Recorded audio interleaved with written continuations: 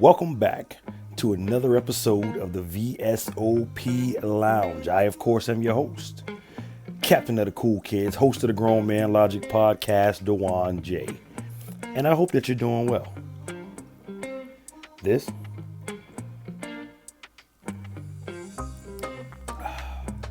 is our drink of the evening, of course, presented to you in a Grown Man Logic 14.5 ounce highball glass, available on shopgrownmanlogicpod.com.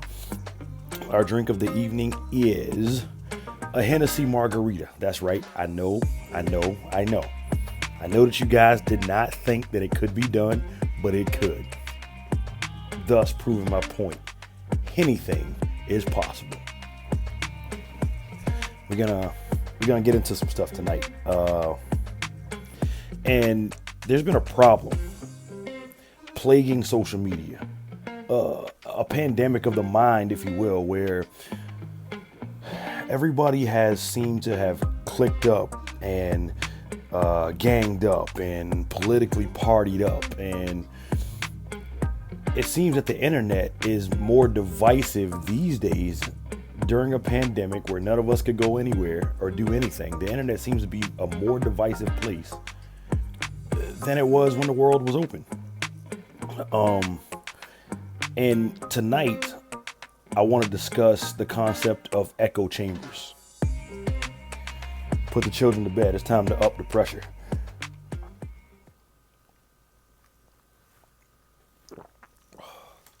You might be saying, why does it matter? And where did it all come from? When the internet was being created, we were warned about this danger in 1996, when the ability to add and remove people at your leisure and at your will became a thing. You had the ability to talk to people. You had the ability to block people always. It became an environment where you were allowed to create your own utopia. And you were only allowed to, or you could only allow people to interact with you that have the same mindset. This is dangerous. It's dangerous because there's no room to grow. There's no opposing opinion. You're surrounding yourself with yes men and yes women who only tell you what you want to hear. And if that's the case, where's the maturity? Where's the consideration of the outcome and the consideration of the hiccups? Where does that come? Where's the accountability? We've seen countless of examples of the fall of powerful men and of powerful women who surrounded themselves in echo chambers, everywhere from Michael Jordan to the most recent president, Donald Trump. Where, only people that shared their viewpoint were allowed to be their confidants inside of their inner circle. And, Jordan was able to bounce back because, well, he makes sneakers that are highly desired that he taxes inner city children for out the ass. And this isn't the video for that commentary, but stand by for that. Trump essentially got himself canceled. Kicked off the internet. I didn't even think that was possible.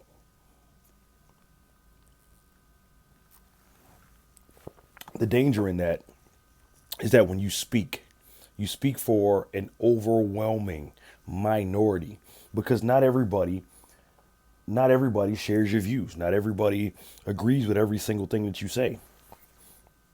Now, before we get ahead of ourselves, what is an echo chamber? I kind of hinted at it. I got into it. But an echo chamber is basically what I've been talking about the entire time. Your yes men.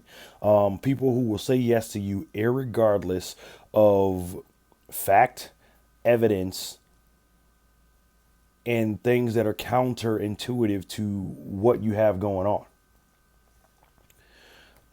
Echo chambers are often coincided and put alongside, juxtaposed to what's called epistemic bubbles. And an epistemic bubble is a construct in which other relevant voices have actively been left out. And here's your trigger warning. In today's times, the biggest epistemic bubble that we have is this third wave feminist movement where all men are trash and I am woman, hear me roar. This is the biggest epistemic bubble we have. Despite any evidence presented to these people, they still think that all men are trash and that women can do this all by themselves and they're almighty and all powerful. And no matter what evidence is presented to them, they still hold on and will die on this hill. Why? Since when has a difference of opinion been the end of a friendship? Since when has a difference of opinion been deadly to anybody? If you look at the greatest inventors and the scientific teams that have made breakthroughs in science and breakthroughs in technology, breakthroughs in engineering, they were all on the same page eventually. But there was some disagreement to be had. There was some argument to be had. The act of prohibition that's allowing me to sip this margarita out of this glass. Beforehand, it was illegal, but there was some disagreement. Politics in itself, disagreement, lawyers, court, the justice system, all disagreement. And it doesn't mean that you cancel the person with a difference of opinion than you. The internet was probably the most forward-thinking thing invented within the last 100 years. The most uniting thing, where at the touch of a button, I can talk to somebody in England. The touch of a button, I can be in Canada or in Cuba or in Puerto Rico, the Dominican Republic, Africa, Germany, you name it. You could touch anybody at any moment through the invention of the internet. But it seems that with these epistemic bubbles and these echo chambers that we've created, we're rebuilding the fences that existed and we're rebuilding the constraints that existed prior to the internet even being invented. We're going backwards. We're going in the wrong direction. Prior to the internet being invented, we only knew people in our town. We only knew people in our community. And if you happen to travel, you may meet a friend from out of state, but it was nothing major. Nobody that you can pick up the phone and be like, hey, what's up, without long distance charges. And I may be telling my age right there. But you could now, with America Instant Messenger, with America Online coming online, and now with Facebook, Instagram, Twitter, you literally, anybody in the world, at any place in the world, and you're connected. So why then are we confining ourselves to like-minded thinking people? Now, before you guys jump out the window on me in the comments, and before you're emailing us and texting us telling me, oh, yeah, why wouldn't I surround myself with like-minded people? Shut up. I'm not saying to only allow opposing views. What I'm saying to you is you shouldn't confine yourself, and you should allow your platform or your space, your internet space, to have varying opinions. Because if everybody's only saying the same thing that you're saying, how are you growing? Who's presenting a difference of opinion? Who's presenting other perspectives for you to look at and consider? Nobody. It's a damn shame. 18, 19, 20-year-olds, 25-year-olds, 30-year-olds, 40-year-olds. You come out, you make a statement, somebody disagrees with you, and they're instantly blocked. Never to be heard from again. As long as this difference is presented respectfully and tactfully, there should be allowed a discussion to take place. A discussion should be allowed.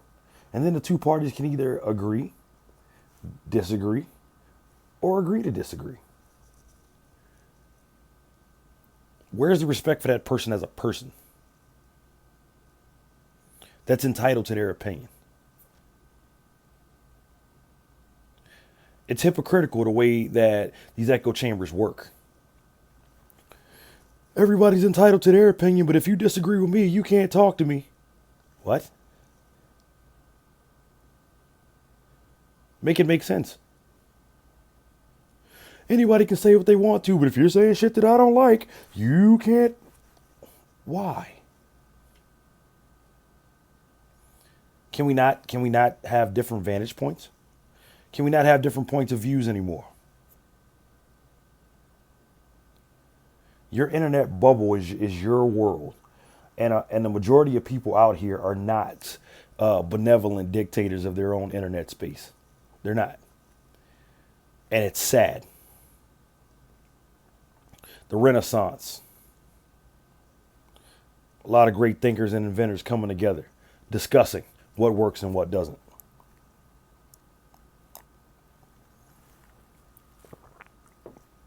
The Harlem Renaissance. It happened again. After the Great Depression, it happened again. The Revolutionary War happened again. There's countless examples of people disagreeing for the common good and still remaining friends. But no, we don't want to see it like that. Everybody wants to jump on the internet and live this lifestyle that you're trying to flex on people, trying to make people jealous of you, trying to show that you got a little bit of money, show that you got a little bit of clout. But at the end of the day, nobody gives a fuck. Men jumping online, claiming to be alpha male. Let me tell you something right now. Okay. And anybody, just because you surround yourself with less confrontational people doesn't make you an alpha male. Remember that the king of turds is still a piece of shit. In other words, because you surround yourself with people who lack or fear confrontation, that happen to agree with your principle, in the end of the day, if you can't stand up on what you say, when it comes time to deal with it and your foot's to the fire, what good are you? You're a false prophet, a charlatan. And that's where we are today. That's where we are today. You ladies, you come outside in your pajamas, bonnets on your head, in public.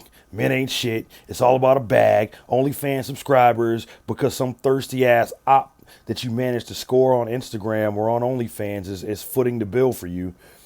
And that gives you a false sense of entitlement, right? And then when somebody comes to check you on that, you don't want to hear it. You have the right to block and delete them. Then you jump on your social media post and you make a story or you make a long written out tweet where you're claiming victim, and then the rest of your echo chamber comes up. That's right, sis. That's right. Round of applause. Bullshit. Fellas, you ain't no different. I'm an alpha man. I can get any woman I want. This, that, and the third. Yet you're in the DMs making inappropriate comments to women. You're spending, you have a budget set aside for OnlyFans subscriptions. Every bikini pic that somebody posts up, you got to be the first one to like. You got to be the first one to comment on. That's not man-like behavior. But as soon as your echo chamber shows up, that's right, man. You get her. Da da da. Or actually, this is what this looks like. Oh man, you get all the hoes. You talk to a lot of broads. I try and refrain from calling women the B word, but that's how this conversation goes. And it's okay. It's okay until somebody that is what you claim to be shows up, and they pop your epistemic bubble. They open the door to your echo chamber, so you're no longer hearing the opinions that you want to hear. Now you're forced to deal with society and forced to deal with another vantage point. And quite frankly, it makes me concerned for your mental health. Can you handle it? Because living this way, it does. It stunts mental and emotional growth. Because everybody's coddling you. Everybody's bending to your will because they're afraid to be blocked. Everybody wants to be on the cool kids list. Everybody wants to be invited to the party, to the turn up, to the kickback. Everybody wants to be liked. It's sad. We live in a society these days where people are more concerned with clout and being liked than they are holding their brother accountable, holding their sister accountable. That's why we can boost up people like Sha'Carri Richardson and ignore people like Sydney McLaughlin.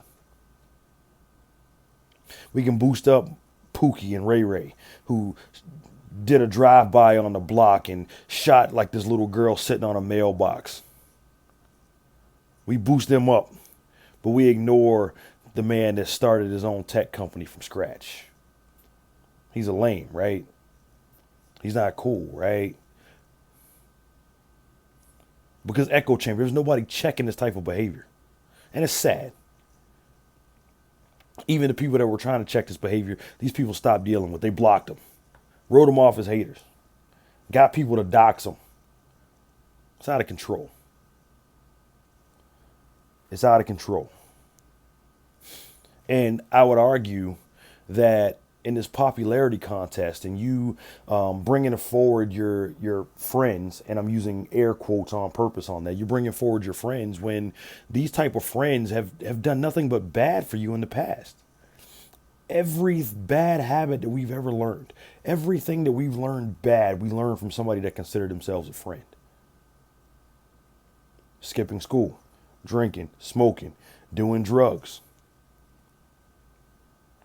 Sex before marriage, the sexual revolution. Girl, come on, it's not that bad. I tried it. It feels really good. Man, you still a virgin? These are people that consider themselves your friends.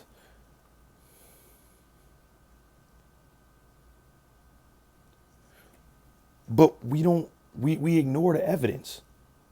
We ignore the evidence and we go off our own experience, and instead of taking the punch to the chin, getting up off the ground and dusting yourself off, we just perpetuate this society to the next generation. And that's what I have a problem with. We should all have a problem with this. We should have a problem with the next generation growing up in the fucked up society that we live in today. And when we look at who's to blame or who holds the cards to the society that we live in, we have to look in the mirror first. There's no accountability. And we get rid of the people that hold us accountable. So how do we win? How do you win? How do you grow? The answer is you can't, and you don't. With everything that this pandemic has shown us, what's necessary, what's not necessary, how we live, how we die, what we need to survive, this, that, and the third, we're still out here beefing over petty bullshit. We had an opportunity with stimulus checks, with child care checks, with people being laid off. You had an opportunity to get your fitness right. You had an opportunity to stack your money. You had an opportunity to take care of your debt because you had very little other distractions. Everyone was pretty much locked down and confined to their houses. If you had money coming in, that's an even bigger blessing. But what do we do with that? What do we do with it? Nothing. Continue the same toxic shit that we've been doing for years. And what this pandemic brought along it brought along a lot of podcasters, because a lot of people had a lot of shit to talk about, right? And this is gonna step on some toes, and I'm not sorry about it.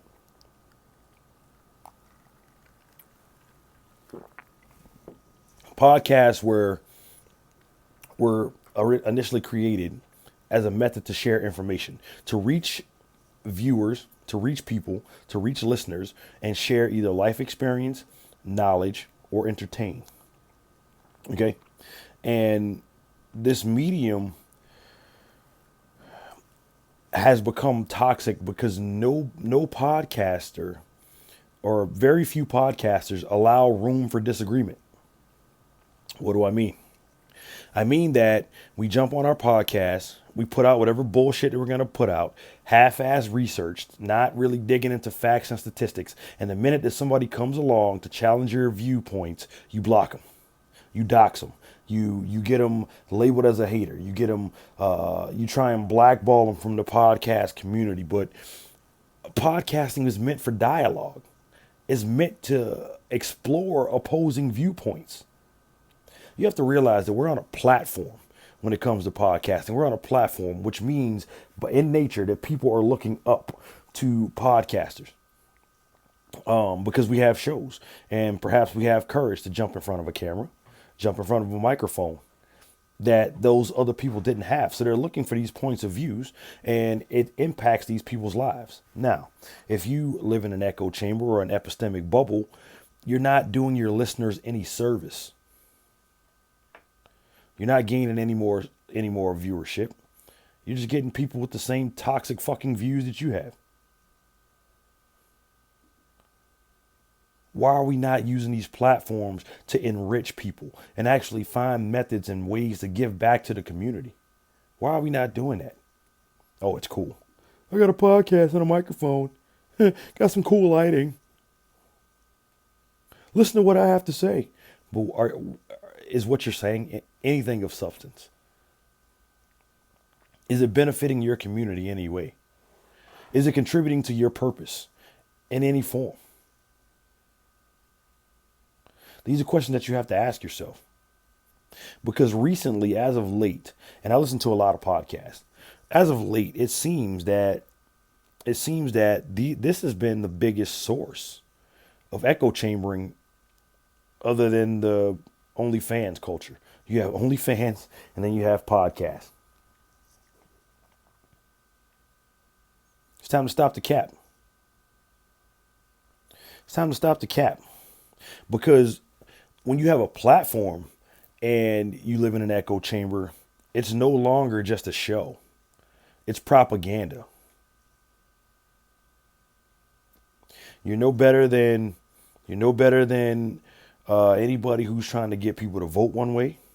You're no better than people that are trying to sell. You're a salesman. It's propaganda at that point. And you really have to question yourself and ask, hey, am I doing this for the right reason? You had some money, so you bought some nice equipment. You bought a little microphone, some cool lighting, little backdrop. You wanna sell some merch? Cool. But you're robbing your community, much like Jordan, much like Nike, much like the major corporations that you stood in front of your microphone and denounced.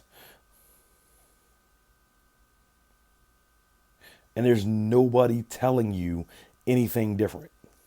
There's nobody telling you, hey, man, it's not cool. And if you do, you kick them out of the cool kids club. And it's bullshit. And I mean, I guess at the end of the day, it's time. We have to open the door to this echo chamber, and we have to allow room for disagreement, and we have to allow room for debate and discussion, because we can't get any better as a culture, as a community, as a country, as a nation, as a world, living inside of an echo chamber or an epistemic bubble. We can't get any better because there's no disagreement.